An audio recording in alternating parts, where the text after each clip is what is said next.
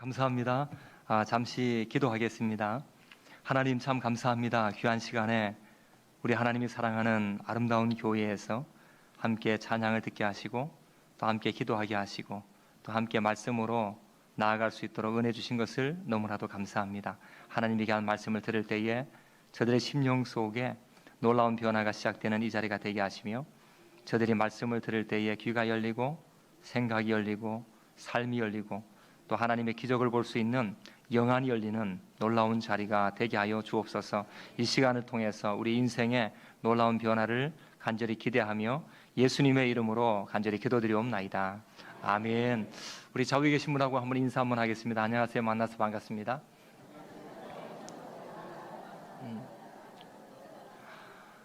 저희 교회에서는 인사를 매주마다 합니다. 어떻게 인사를 하냐면 저희 교회에서는 감사 미소로 인사를 합니다. 감사 미소는 약간 줄여가지고 감사합니다, 사랑합니다, 미안합니다, 당신은 소중한 사람입니다. 이렇게 감사 미소 이렇게 해서 옆에 계신 분하고 인사를 하는데 한번 따라하겠습니다. 감사합니다, 사랑합니다, 미안합니다, 당신은 아주 소중하신 분입니다. 우리 옆 사람한테 인사 다시 한번 하시죠. 감사 미소로 인사 한번 하겠습니다. 감사합니다, 사랑합니다, 미안합니다, 당신은 아주 소중하신 분입니다.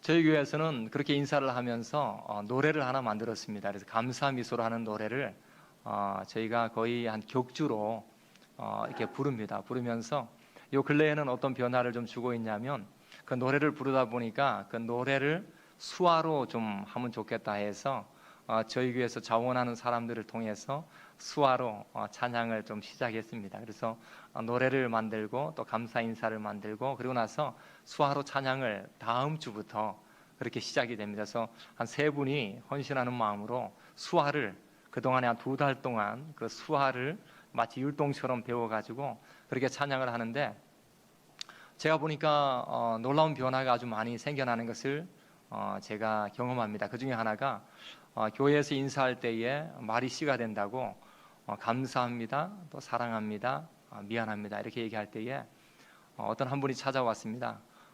여자분이신데 남편한테 한 번도 미안하다는 말을 들어보지도 못했는데 목사님이 그렇게 강단 위에서 억지로 시키니까 제 남편이 옆에 앉았다가 미안합니다라는 말을 했다고 너무 감동적이다라고 하는 말을 한 적도 있습니다.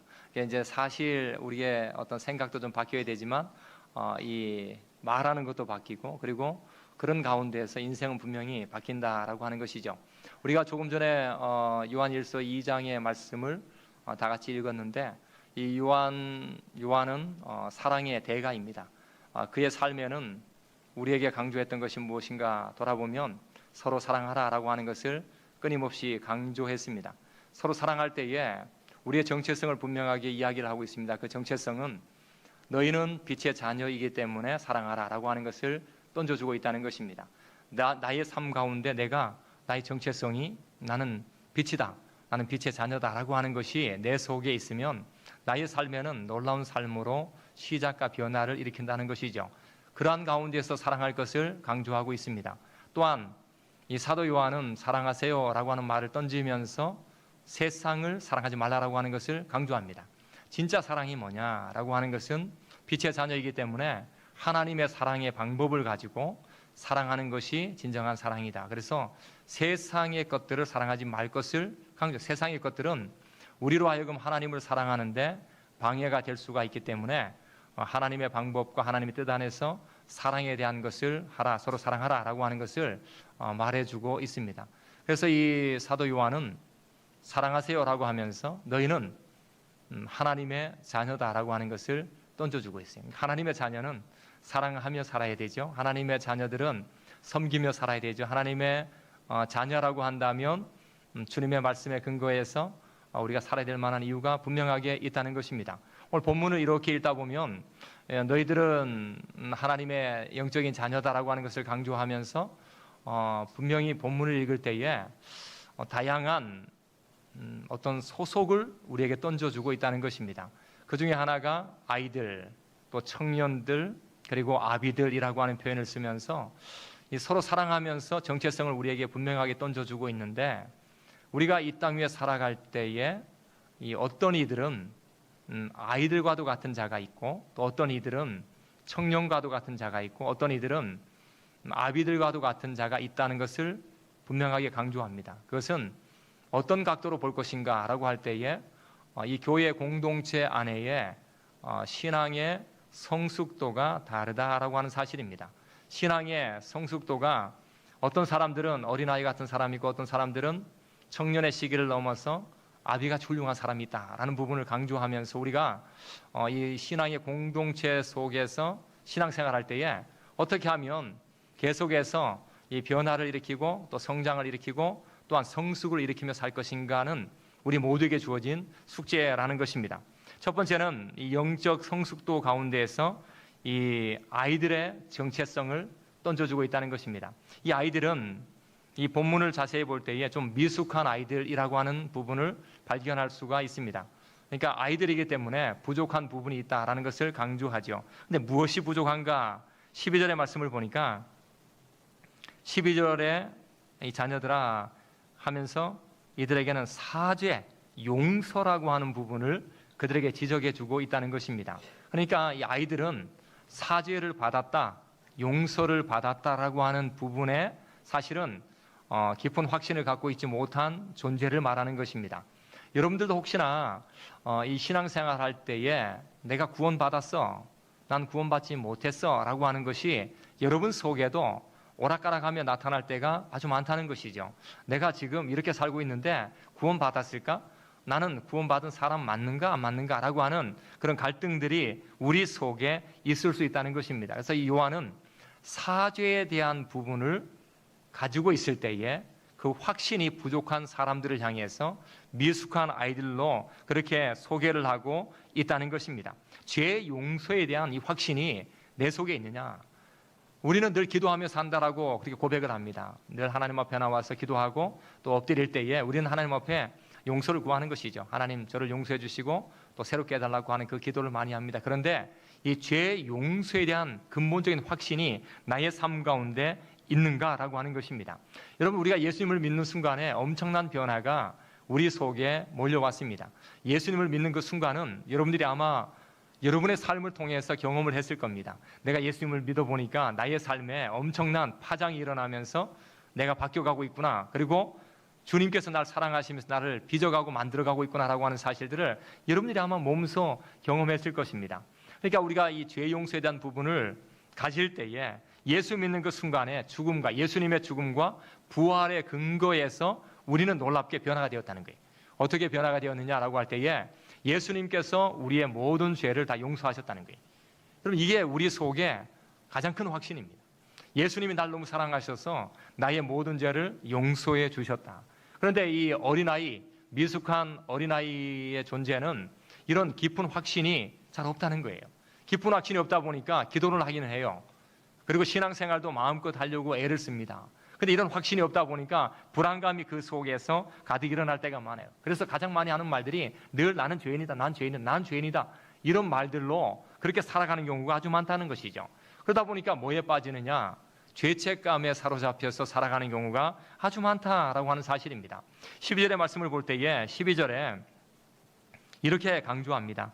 너희 죄가 그의 이름으로 말미암아 사함을 받았다. 아주 멋진 말을 우리에게 답변해주고 있다는 것입니다. 우리는 죄사함에 대한 문제를 고민하고 있을 때 그런 사람들을 향해서 어린아이 같다라고 그렇게 표현을 하고 있는데 이 본문은 분명한 답을 제공해주고 있다는 것입니다. 너희 죄가 그의 이름으로 말미암아, 예수님의 이름으로 말미암아 사함을 받았다라고 분명하게 던져주고 있다는 거예요. 다른 말로 말하면 예수님께서 죽으시고 예수님께서 부활하신 그 놀라운 사건은 우리에게 있어서 죄를 용서해 주시고 우리에게 완벽한 의를 제공해 주신 그 놀라운 사건이라는 것입니다. 우리가 예수님께서 나를 위하여 죽으시고 부활하신 것에 근거해서 하나님과 나와 사이에 관계가 좋지 않았는데 깨진 관계였는데 예수님의 부활과 죽으심을 통해서 그 관계가 회복이 되었다는 것입니다. 다른 말로 말하면 예수님께서 나를 위하여 죽으시고 부활하신 것을 통해서 나의 신분 자체가 바뀌었다는 거예요. 우리가 성경을 이렇게 읽을 때에 요한복음 3장 16절의 말씀을 우리가 다 알고 있습니다. 하나님이 세상을 이처럼 사랑하사 독생자를 주셨으니 이는 그를 믿는 자마다 멸망하지 않고 영생을 얻게 하려 하심이라. 우리가 이 말씀을 읽을 때에 멸망하지 않는다라고 하는 부분을 분명히 던져주고 있대. 우리는 영생을 얻었다라고 하는 부분을 그 속에서 분명하게 던져주고 있는 것을 발견합니다. 12절의 말씀을 보아도 너희 죄가 그의 이름으로 말미암아 사함을 받았다. 근데 이 공동체 속에 보면 미숙한 어린아이 같은 존재들이 여전히 있다는 거예요. 그럼 근데 그때에 꼭 기억해야 될 것이 있습니다. 그게 무엇입니까? 우리가 그의 이름으로 말미암아 죄 사함을 확실히 받았다라고 하는 그 믿음의 근거에서 살면 된다는 것입니다.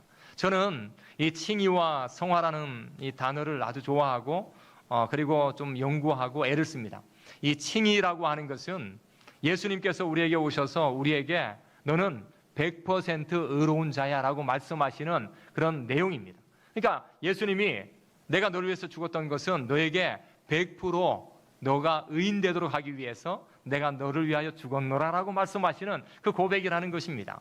그 칭의라고 하는 것 속에는 뭐가 들어가느냐? 과거의 죄를 생각하지 않겠다는 겁니다. 현재의 죄도 다 용서를 하겠다는 것입니다. 더 나아가서 미래의 죄도 싹 다 용서해 주시겠다라고 하는 의미가 그 속에 들어가 있다는 것입니다. 그래서 우리를 향하여 말씀하실 때 너는 100% 의인이야. 이런 말을 칭의라고 하는 단어 속에서 우리에게 던져줍니다. 저는 이 용어를 너무 좋아합니다. 나 같은 사람을 주님께서 불러서 너는 의인이야. 이런 말을 해준다라고 하는 것 쉽지 않잖아요. 우리가 세상 살면서 어떻게 의인이 될 수가 있겠습니까? 그런데 예수님께서 나를 향하여 뭐라고 말씀하시느냐? 너는 하나님의 자녀야. 너는 하나님의 아들과 딸이야. 너는 100% 의로운 의인이야 라고 하는 것을 우리에게 말씀해 주고 있다는 것입니다. 물론 우리는 100% 죄인이면서 100% 의인이라는 말을 쓰고 있는데 저는 그래서 이 내일을 우리가 잘 모르지 않습니까? 내일 내가 죄를 지을지 안 지을지도 잘 모르는데 근데 우리가 의인이다라고 하는 것은 우리를 구원하신 예수님의 그 십자가 사건에 의해서 벌써 내일 죄까지도 앞으로의 죄까지도 주님이 다 용서하실 정도의 놀라운 삶, 그것은 내가 바뀌었다는 것입니다. 내가 바뀌었다는 거예요. 저는 제가 아주 한 20년 전쯤에 굉장히 큰 충격을 저 스스로에게 먹은 적이 있습니다. 사람은 잘 바뀌는가? 저는 그전에는 잘 안 바뀐다라고 생각을 했습니다. 사람은 잘 안 바뀌, 저를 보아도 안 바뀌는 게 느껴지잖아요. 그러니까 내 자신을 보면 잘 안 바뀌는구나 생각을 했습니다. 그런데 신학이나 신앙이나 또 예수 믿는 삶에서 제가 쭉 경험하다 보니까 제 인생에서 정말 바뀐 것이 너무나도 많은 것을 본 적이 있습니다. 아주 적나라하게 내가 바뀌었구나, 정말 많이 바뀌었구나, 내 생각이 바뀌었구나, 내 신학이 바뀌었구나, 신앙이 바뀌었구나 하는 것들을 제가 한번 충격적으로 경험을 하고 있었습니다. 그리고 시간이 지나면서 제 마음속에는 매일마다 내가 바뀔 수가 있구나라고 하는 이 생각이 저의 삶 가운데 들어와 있습니다. 사람은 바뀔 수 있느냐? 바뀝니다. 사람 바뀝니다. 예수 그리스도께서 그 안에 들어가셔가지고 놀라운 삶으로 계속 작업을 해주시고 역사해 주셔서 사람은 바뀌어요. 우리가 이 미숙한 아이들 속에서 해야 될 가장 중요한 것이 있다면 다른 것 아닙니다. 확신을 갖고 사는 것입니다. 12절의 말씀처럼 너희 죄가 그의 이름으로 말미암아 사함을 받았다라고 하는 그 확신을 갖고 살기 시작하면 여러분 우리 인생이 달라진단 말이죠. 거기에 머물러 있는 것이 아니고 죄인에만 머물러 있는 것이 아니고 맨날 우울함에만 머물러 있는 것이 아니고 저는 조금 달라지는 삶 가운데 좀 밝게 사는 것을 좋아합니다.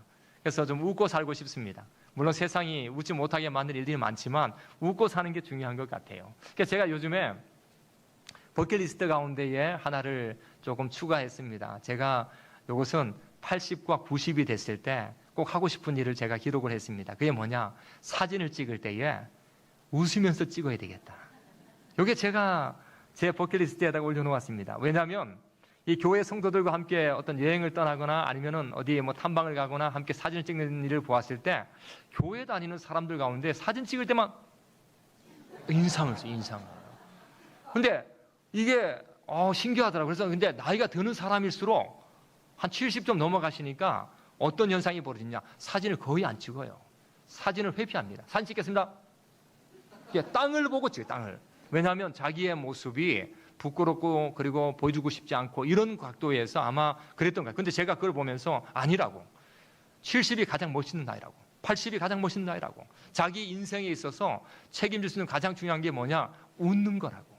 그런데 그렇게 웃지 않으니까 교회 안에 자세히 보니까 웃지 않는 사람들이 진짜 많다는 거예요. 교회 안에 웃지 않고 사는 사람들이 정말 많아요. 여러분, 교회 안에 들어오면 사실 행복한 것 아닙니까? 교회 안에서 찬양하는 거 정말 즐거운 일 아닙니까? 교회 와서 기도하는 거 정말 행복한 것 아닙니까? 교회 와서 하나님의 말씀을 목사님 통해서 들을 때에 정말 행복한 거 아닙니까? 그러면 어떻게 합니까? 웃음이 절로 나야죠. 근데 왜 송장같이 앉아 있느냐 이거야. 살았으나 마치 죽은 자 같이 앉아 있는 사람들은, 그래서 제가 버킷리스트에 한 70과 80쯤 되면 꼭 이빨이 빠지더라도 항상 웃으면서 사진을 찍겠다라고 하는 각오와 결단을 하면서 요즘 그렇게 살아가고 있습니다. 아직까지 한 20년 남았습니다.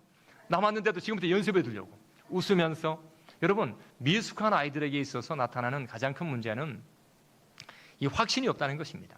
하나님의 자녀다, 나는 지금 죽어도 나는 천국 간다라고 하는 이 확신을 갖고 살면 불안감을 이겨낸다고요. 그러면서 그 단계 속에서 점점 이 변화된 삶을 살아갈 수가 있다는 것입니다. 여러분, 오늘 이 본문에 두 번째는 청년들이 등장합니다. 이 청년들, 이 영적인 성숙 가운데 청년이라는 존재는 굉장히 중요한 시점을 말해주고 있는 것 같습니다. 이 청년들은 참 도전적이고 열심이며 또 부지런한 것 같습니다. 그리고 무언가 어떤 일에 헌신할 수도 있는 그런 사람들을 이 청년이라고 표현해내고 있습니다. 그런데 이 청년에게 나타나는 가장 큰 문제 중에 하나가 무엇인가 하면, 이 청년들은 무언가 시작을 했다가 금방 좌절하거나 포기하거나 안 된다고 그렇게 힘들어하는 존재라는 것입니다. 이 청년의 시기에는 다른 말로 표현하면 마치 영적인 사춘기가 그들에게 나타난 것처럼 확신은 있습니다. 난 지금 죽어도 나는 천국 갈 수 있어. 나는 예수님께서 나를 위하여 나의 죄와 모든 삶을 위하여 죽으시고 살아나셨으라고 하는 그 확신은 있는데, 그 확신 속에서 무언가를 지금 하려고 하는 가운데에 하다 보니까 안 되고 하다 보니까 안 되고 하다 보니까 안 되고, 그래서 포기하고 좌절하는 그런 실패의 문제가 그들 속에 있다는 것입니다. 여러분, 실패의 문제는 우리 모두에게 날마다 끊임없이 나타나는 문제입니다. 정말 이것은 끊임없이 싸워도 또 싸워도 쉽지 않은 문제 중에 하나입니다. 여러분, 우리는 예수님 안에서 변화된 존재입니다. 그래서 예수님은 처음도 만나야 되지만 매일마다 만나야 돼요. 매일마다. 이 존 번저는 무슨 말을 하고 있냐, 이런 말을 합니다.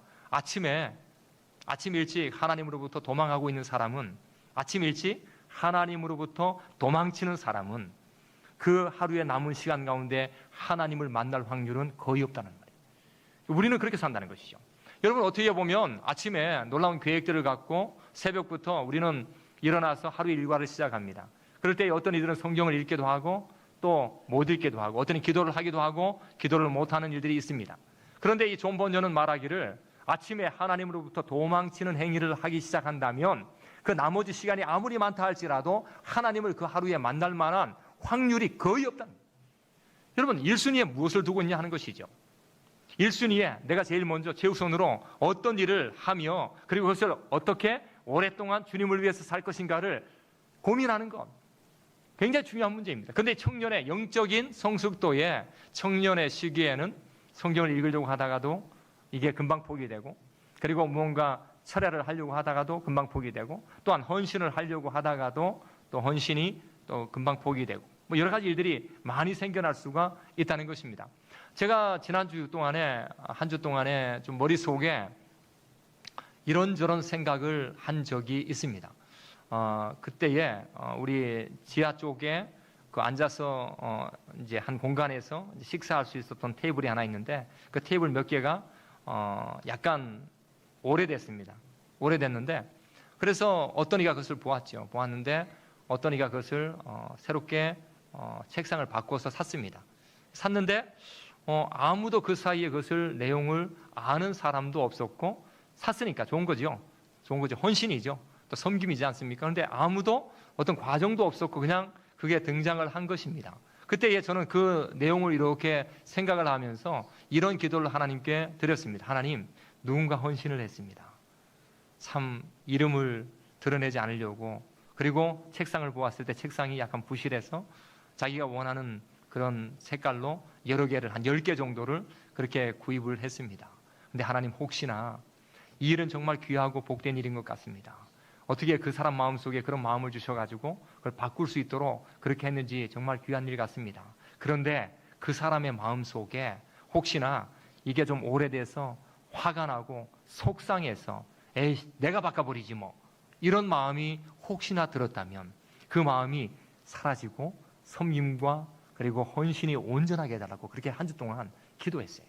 왜냐하면 이렇게 생각해 보니까 한편으로 보면 어떤 이들은 내가 해버리면 되지 뭐, 아따 뭐, 그 뭐 내가 할게 진짜 속상해서 내가 하지, 이런 표현들, 이게 헌신은 헌신이에요. 그런데 속상해서 헌신하는 것을 하나님이 정말 기쁘게 여기겠느냐?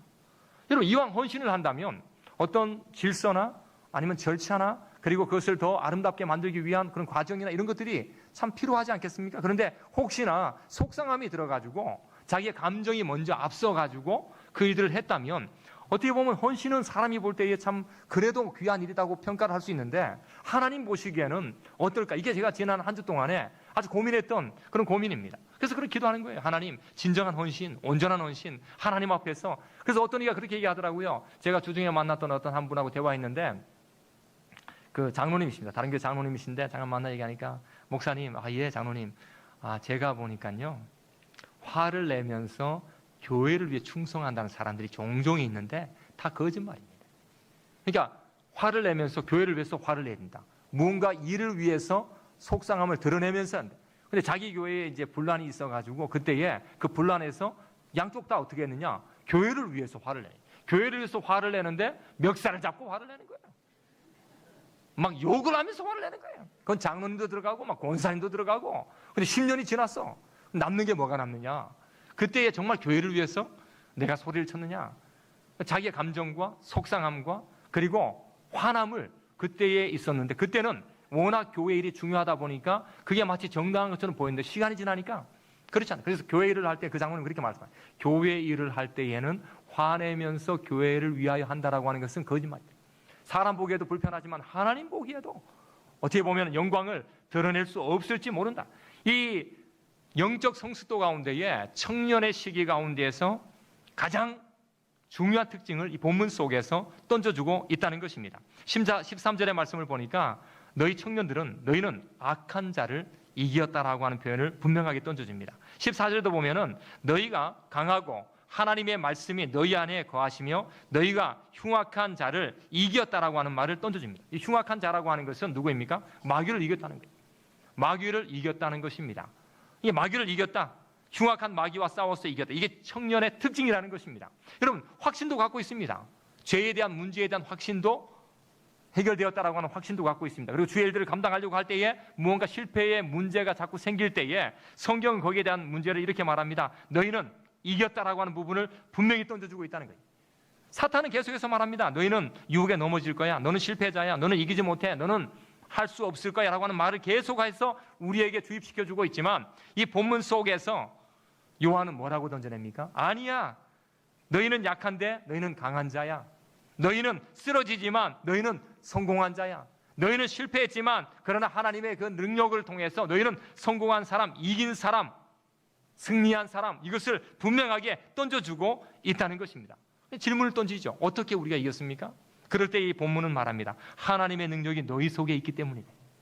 하나님의 능력이 너희 속에 있기 때문에 너희 청년들아 하다가 포기하고 실패하고 좌절하고 사탄은 계속해서 못하도록 만드는 작업들을 끊임없이 하지만 염려하지 마라. 너는 이긴 자라고. 자신감을 가지고 너는 이긴 자라고. 너는 승리자라고. 왜냐하면 너희 속에 하나님의 능력이 너희 속에 있기 때문이다라고 하는 고백을 계속해서 던져주고 있다는 것입니다. 요한일서 4장 3절 이하에 가면 이렇게 말합니다.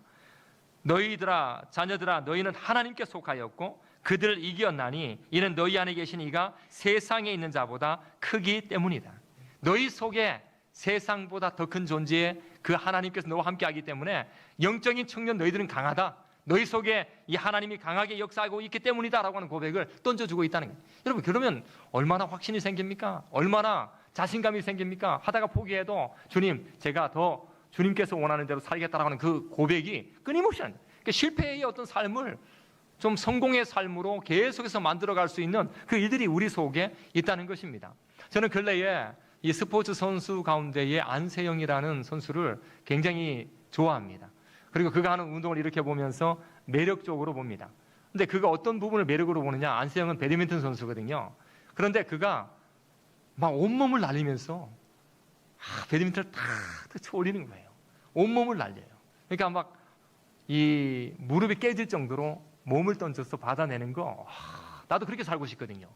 저도 어떤 어려운 일을 만날 때에 온몸을 날려가지고 또 살고 또 살고 또 살고, 그때 이 아나운서 그렇게 말합니다. 야, 저게 가장 중요한 포인트입니다. 저게 결정적인 순간이죠. 저것 때문에 아마 이번 경기에 다 이겼을 겁니다. 이런 말이죠.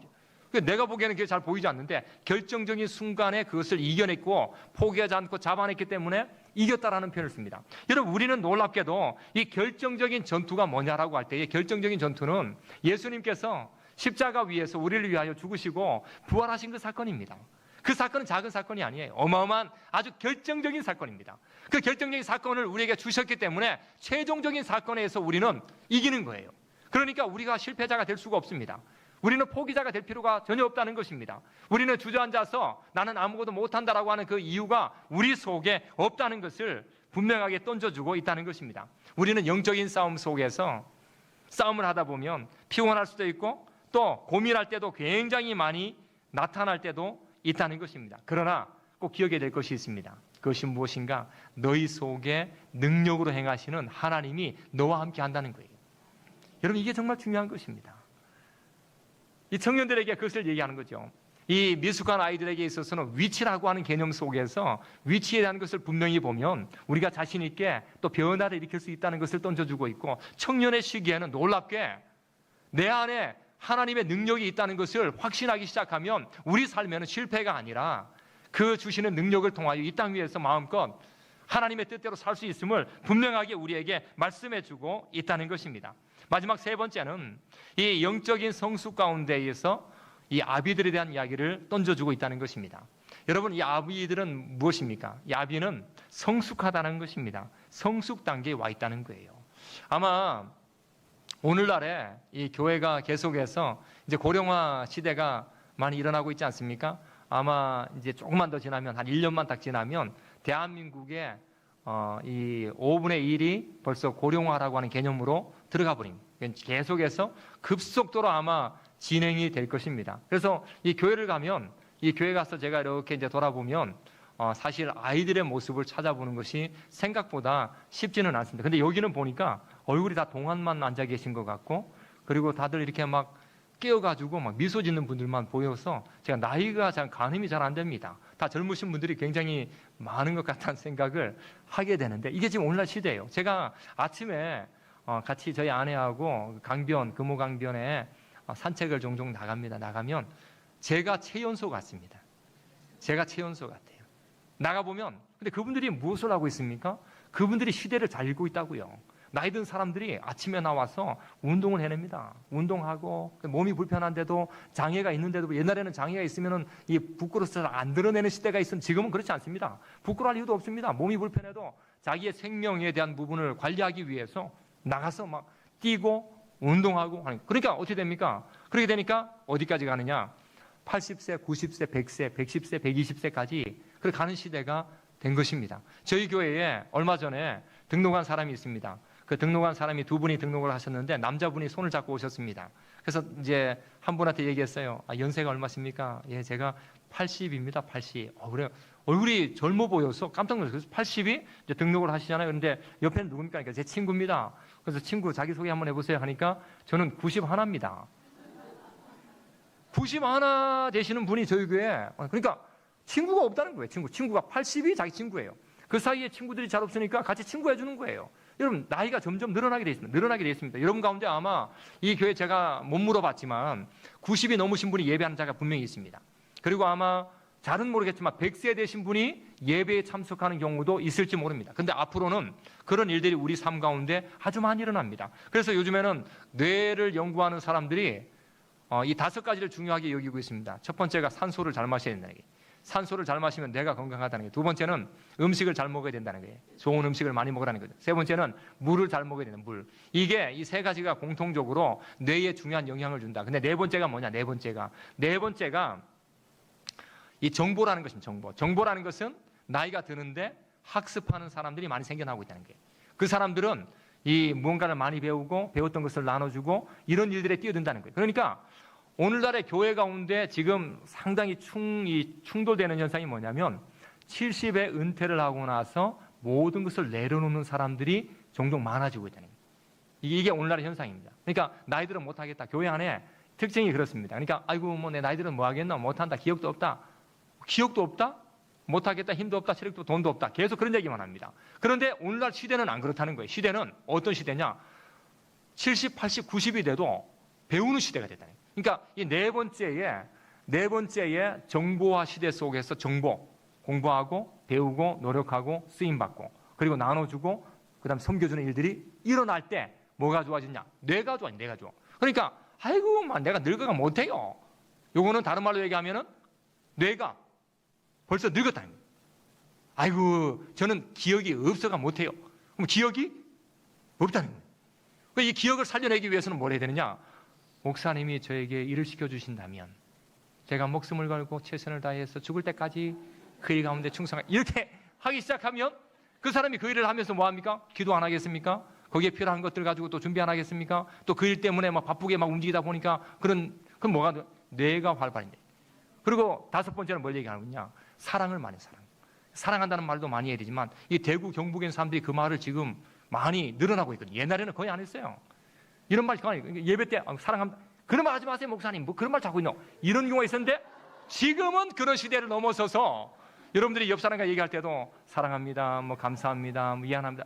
자연스럽게 이렇게 하면 뭐가 좋아지느냐? 뇌가 활성화되는 거예요. 근데 이게 정말 중요한 것은 70대까지는 보이지 않는다는 거예요. 이게 비슷하게 가네요. 그런데 80이 넘어서면 그때 80과 90과 100세 때에 요 뇌 기능의 활발한 일들이 앞으로 많이 일어나게 되어 있다고 하는 것을 강조해내고 있다는 것입니다. 여러분, 그러니까 아침에 뭐합니까? 운동하지 않습니까? 그냥 뭐합니까?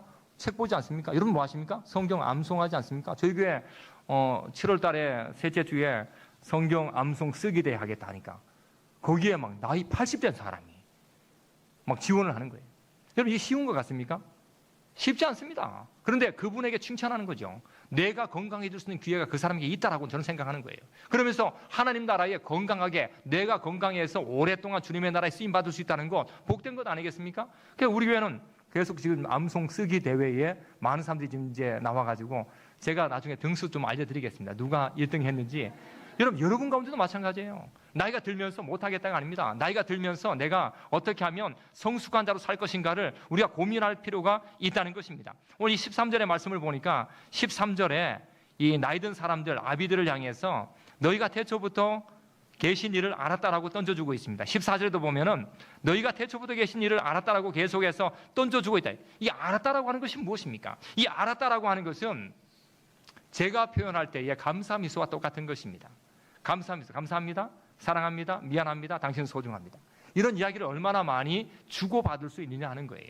주님의 마음을 가지고 내가 감사합니다, 사랑합니다, 미안합니다, 당신은 소중합니다라는 그 고백을 얼마나 많이 할 수 있느냐. 이 사람이 누구냐라고 할 때 이 사람이 진짜 아는 사람이래.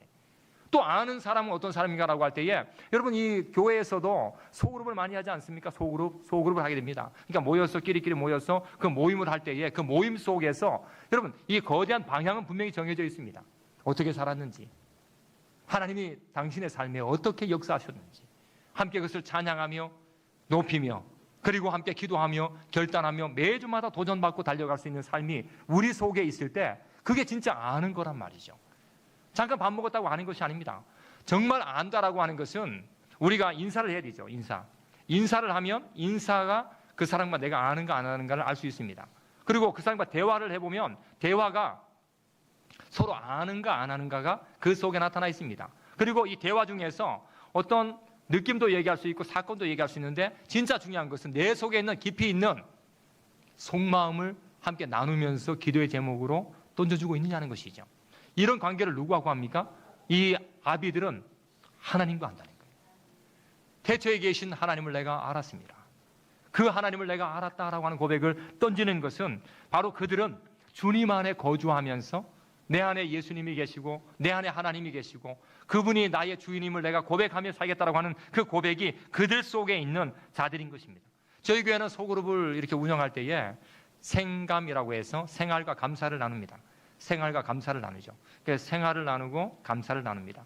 그리고 은말이라고 해서 목사님이 전한 말씀을 가지고 은혜가 어떤 은혜가 있었느냐, 그리고 어떤 말씀이 나의 삶 가운데 또 이렇게 중요하게 다가왔냐, 이걸 가지고 또 나눕니다. 돌아가면서.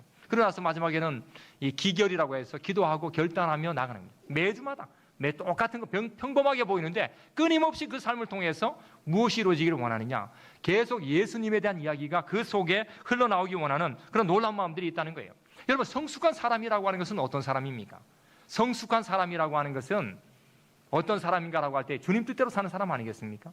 주님 뜻대로 사니까 그 사람은 늘 기도할 때 자기 뜻대로 기도하는 것이 아니라 하나님의 뜻을 찾아서 기도하는 거예요. 그러니까 그 속에 무엇이라는 체험적인 열매가 막 나타난다고. 체험적인 열매. 여러분, 체험적인 열매가 나타나는데 가만히 있을 수 있습니까? 아닙니다. 기쁜 거죠. 기쁜 거예요. 살아났고 그 다음에 내 속에 기쁨이 넘쳐났기 때문에 행복한 거기 때문에 이 체험적인 기쁨을 어떻게 합니까? 가만히 있을 수 없어요. 나눕니다. 사람 만날 때마다 하나님이 이렇게 일하셨습니다. 하나님은 살아계십니다. 하나님은 내 마음에 이런 변화를 주셨습니다. 제가 여기 오기 전에 저희 교회에서도 우리 장로님 한 분이 거의 90에 가까운 장로님이십니다. 이 장로님은 제가 참 존경하는 장로님입니다. 그때 이 장로님과 저하고의 관계를 연결해 보면 군생활 했던 곳이 비슷한 부분이 있었기 때문에 서로 존경하고 사랑하는 부분도 있습니다. 대화를 나눠보면. 그런데 이 장로님은 거의 90에 가까우신데 새벽 기도를 나오십니다. 새벽 기도 나오십니다. 그런데 새벽 기도를 4시 10분쯤 나오십니다. 대단하십니다. 4시 10분에 나와서 본인이 교회에 불 다 먼저 켜십니다. 그러고 나서 기도하고 성경 보고 앉아가 계십니다. 근데 그분이 얼마 전에 몸이 좀 좋지 않아서 병원에 잠시 입원한 적이 있습니다. 그러고 나서 오늘 와서 저에게 또 기도를 받았습니다. 목사님 너무 감사하다고. 진짜 너무 행복하다고. 그러니까 자기가 병원에 있다가 나왔는데 그 행복감이 너무 좋다는 거예요. 너무 좋고 자기는 질병을 또 찾아내고 또 진료받고 그러면서 이게 감사 아니냐고 하는 얘기를 던지는데 너무 신난 거예요. 그분이. 살아났다는 기쁨. 내가 생명이 연장되어 주님 앞에 더 멋지게 살겠다는 그런 어떤 이 모습들이 그의 얼굴 속에, 여러분, 예수님을 통해서요 우리가 체험적인 신앙을 갖고 있으면 기뻐할 수밖에 없습니다. 그러니까 우중충하게 살면 저게 긴가 아닌가 모릅니다. 그러니까 교회 안에서 이게 인상 쓰고 앉아있으면 절대 안 됩니다. 교회 안에서는요 체험적인 신앙을 위해서 눈 부릅뜨고 은혜 받고 나갈 때에 막 활짝 웃으면서 한 주를 위하여 내가 살겠다라고 하는 이런 마음의 자세가 필요해요. 근데 얼굴 보면 여러분들 말고요. 여러분들은 지금 보니까 너무 활짝 웃어가지고 이거 지금 아까 분위기보다도 너무 많이 끼어가지고 지금 주의 말씀을 막 사모하면, 여러분 이게 영적으로 성숙한 사람은 체험적인 신앙을 갖고 있으니까 여러분 이게 달라집니다. 생로병사에 우리가 딱 임했을 때에도 생각의 차이가 달라지는 겁니다. 제가 전에 참 어떤 분이 목사님이 저에게 와서 상담한 적이 있습니다. 그 목사님이 어떤 상담을 했느냐, 어떤 권사님이 몸이 안 좋아가지고 목사님이 그 권사님 시간 맞춰가 서울의 이야기입니다. 어떤 병원에 이렇게 막 연결해가지고 태워가지고 병원 가고 그 다음에 막 했는데 나중에 권사님이 서운하다고 얘기를 했대. 그게 뭐가 서운하냐 하니까 잘 될 줄 믿습니다. 이 말을 한마디 안 했대. 나는 그거 깜짝 놀랐어요. 아니 그냥 차 태우고 가는 것만 해도 진짜 감사한 거 아닙니까? 누가 지금 권사님 지금 쓰러지는데 병원 데려가서 누가 있냐고요. 그런데 목사님이 사모님하고 같이 차에 태워가지고 모셔가고 그다음에 거기서 대기했다 다시 모셔오고 그리고 또 갈 때 기도해주고 했는데 잘 될 줄 믿습니다. 요 말 안 했다고. 그 자기 생각 속에. 여러분 나이가 들고 권사가 됐는데 어떻게 그렇게 표현할 수가 있을까라고 생각할 때 한편으로는 가슴이 많이 아팠습니다. 근데 놀랍게 이 영적으로 성숙한 사람들에게는 생로병사에 딱 임했을 때에도 달라집니다. 여러분 내가 지금 오늘 죽을 병이 생겼을 때 아니면 내 속에 뭔가 생겼을 때에 우리가 그때 이 어떤 말하는 것과 행동하는 것과 신앙적인 고백들이 딱 나타나는 것은 분명히 성숙한 사람인가 성숙하지 않은 사람인가의 모습을 분명하게 보여줄 수가 있다는 것입니다. 여러분 이 본문 속에 나오는 성숙한 신자들의 이 아비들이라고 할 때에 이 아비들은 나이가 들수록 뭐가 납니까? 지혜가 는다고. 지혜가. 나이가 들수록 뭐가 달라집니까? 시각이 달라진단 말이죠. 나이가 들수록 그들 삶 가운데 변화가 있다. 그러니까 여러분 나이가 들면서 뭐가 생겨납니까? 평화의 마음이 생깁니다. 주님이 주시는 평화의 마음으로 목사님 돈이 최고가 아닙니다. 목사님 건강이 최고 아닙니다. 진짜 예수 그리스도가 최고입니다라는 고백을 던져내는 이유가 뭡니까? 다른 건 성숙했기 때문에. 성숙한 아비로서 시간이 가면서 나이가 들면서 지혜가 생기고 시각이 달라지니까 최고 좋은 것이 무엇입니까? 예수 그리스도예요. 그러니까 이런 말 하죠. 자녀들에게 얘들아 너희들 꼭 돈 많이 벌어라. 이거는 얘기할 때가 있습니다. 그러나 이게 다 답은 아닙니다. 시간이 지나면서 보니까 돈이 다가 아닌 것을 발견하잖아요. 예전에는 너희 건강하게 살아야 된다 이런 얘기합니다. 근데 우리가 시간이 지나면서 건강이 다가 아닙니다. 정말 중요한 것은 내 안에 예수 그리스도께서 함께 하셔서 예수로 인한 그런 생명적인 체험과 이 살아있는 능력의 체험을 하며 살고 있느냐, 이게 더 중요한 거예요. 그걸 하니까 이 성숙한 아비들의 삶에는 무슨 고백을 하느냐? 나는 하나님을 안다. 하나님은 나를 사랑하시면서 나와 함께 하시는 분이시고, 그리고 나는 그분이 어떤 분인가를 나는 소개하고 싶다. 이런 고백을 성숙한 자들로서 던져내고 있다는 것입니다. 여러분, 저는 저희 교회에 진짜 훌륭한 분들이 많은데 우리 교회에 장로님 한 분이 계십니다. 저는 우리 장로님들 참 좋아하는데요. 우리 장로님 가운데 한 분은 젊습니다. 이제 50대 한 후반쯤 됐습니다. 젊으신 장로님입니다. 키는 저보다 좀 작습니다. 얼굴은 저보다 잘생겼는지는 모르겠지만 제가 좀 낫다고 늘 생각을 합니다. 그런데 이 장로님은 제가 볼 때에 키가 작고, 그 다음에 특수부대를 나오셨고, 그 다음에 열심히 살고 또 교회 충성하는 장로님이십니다. 그런데 어느 날 그 장로님에게 어떤 문제가 생겼습니다. 그 문제는 그 장로님에게는 3명의 딸이 있습니다. 이 딸들은 정말 잘 컸습니다. 첫째는 발레를 해서 정말 예쁩니다. 발레를 해서 정말 예쁘고, 또 둘째는 또 피아노를 하면서 지금 영국에서 지금 생활하고 있습니다. 셋째는 저희 교회 반주자로서 또 반주하면서 또 피아노를 전공으로 해가지고 대학교에서 공부하고 있습니다. 예쁜 딸들입니다. 정말 신앙적으로도 잘 자라고 있습니다. 그런데 어느 날 이 첫째 딸이 포항에 잠시 친구들과 여행을 갔다 오는 사이에 추돌 사고가 났습니다. 건너편에 있던 차가 이리 넘어와서 받고, 이쪽에 있는 차에 있던 이제 피해가 생겼는데 유독 이 장로님의 딸만 튕겨나가서 그 자리에서 즉사했습니다. 제가 굉장히 충격적이었죠. 저는 그때 잠시 미국에 일이 있어서 미국에 잠시 나가 있었습니다. 전화상으로 하늘이 무너지는 줄 알았습니다. 그러고 나서 여러 가지 어떤 이 조치를 취하고 돌아왔습니다. 돌아와서 장로님하고 권사님하고 함께 금요일날 예배를 드리기 전에 앉아서 1시간 정도 울었습니다. 그런데 놀랍게 그 장로님의 입에서 나온 이야기가 몇 가지가 있습니다. 그게 뭐냐라고 할 때, 목사님, 제가 자녀를 키워보니까 예수 믿고 잘 살아야 된다라고 하는 부분을 얼마나 던졌는가, 내가 이 신앙의 교육을 얼마나 했는가, 내가 지금 중고등부를 담당하고 있는데 이 아이들에게 예수 그리스도를 제대로 믿어야 된다라고 하는 말을 내가 얼마나 하고 있는가. 그래서 앞으로의 삶에는 이 아이들에게 예수 그리스도에 대한 사랑을 내가 전하도록, 교육하도록 애를 쓰겠다고, 이런 얘기를 했더니, 여러분 이게 지금 같이 울고 마음이 아픕니다 이런 얘기 하기 전에 이 이야기를 먼저 던진 거예요. 두 번째는, 목사님, 제가 제 자신을 돌아보니까 저희 아내와 기도의 생활을 잘했는가 못했는가를 돌아볼 때에 좀 부족했던 것 같습니다.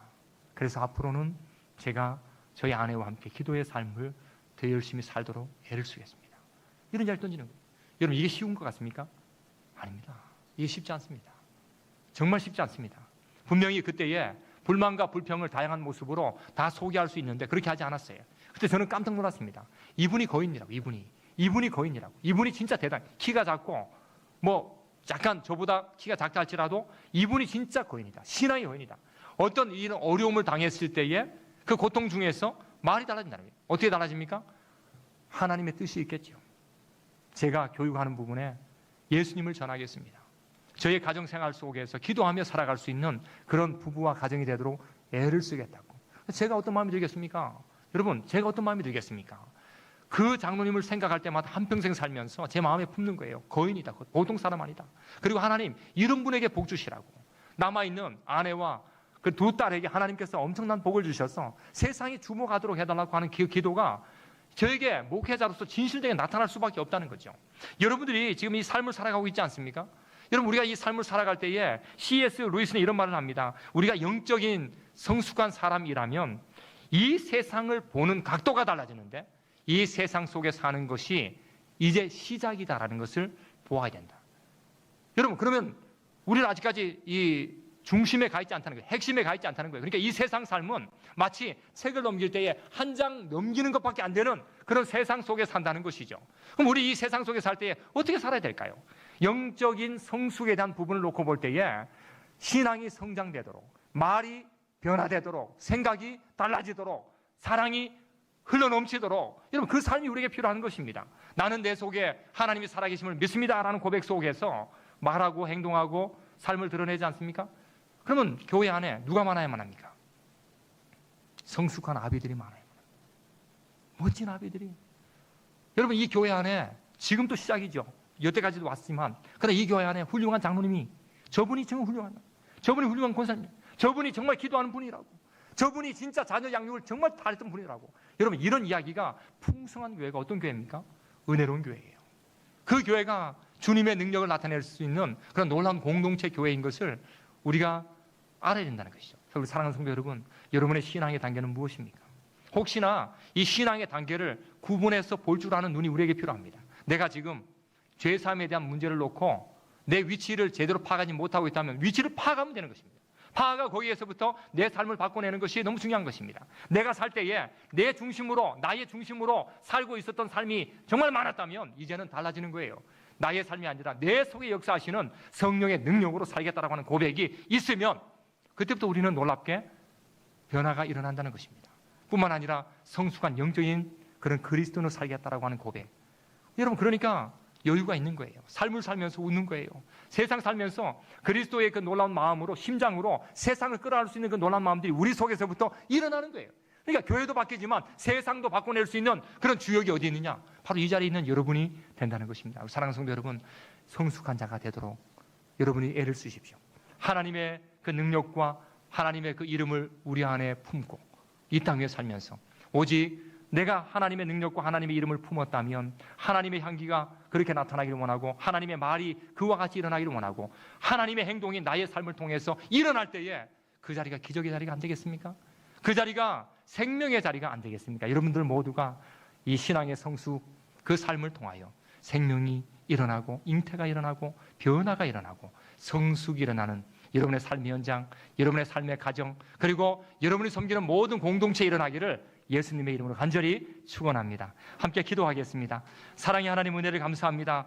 오늘도 이 땅 위에 이 아름다운 남은 교회를 주께서 세워주시고 이 자리에서 하나님의 말씀을 붙잡고 하나님의 그 능력을 가슴에 부둥켜 안고 엎드리며 나아가며 주님, 나의 삶의 변화가 일어나기를 원한다라고 하는 믿음의 고백을 하고 있는 저들의 삶 가운데 주여 성숙이 일어나게 하시고 또한 성장이 일어나게 하시고 변화가 일어나게 하시고 생명이 무엇인가를 경험하게 도와주시고 예수님의 십자가와 예수님의 부활이 얼마나 위대하고 큰지를 깨달아 이 땅 위에 살아갈 때에 주님의 능력 속에서 주님의 손을 꼭 붙잡고 예수님과 동행하여 예수님의 흔적을 남길 수 있는 복된 자들 다 되게 하여 주옵소서. 특별히 이렇게 사랑스러운 전도의 힘을 통하여 주님 앞에 헌신하며 나아갑니다. 저들 가운데에 진짜 멋진 하나님의 형상 가진 사람들이 많아지게 도와주시고 저들 가운데에 섬김과 구제와 그리고 복음을 위하여 멋지게 살아갈 수 있는 그런 여신자들, 하나님 앞에 칭찬받는 그런 신자들이 많이 생겨날 수 있도록 우리 하나님 은혜를